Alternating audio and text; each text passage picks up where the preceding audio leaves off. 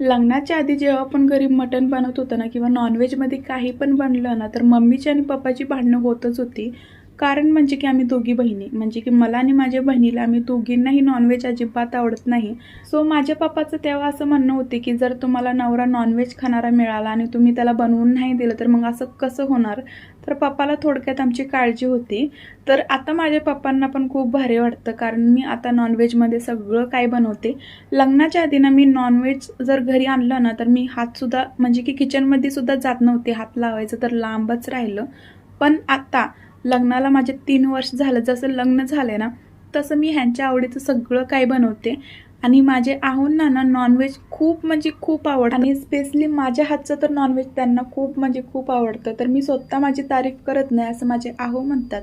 तर मी मस्त माझ्यासाठी ना बेसनाची पोळी बनवली होती आणि ह्यांच्यासाठी अंड्याची पोळी केली होती. असं होतं आजचा व्हिडिओ. चला बाय.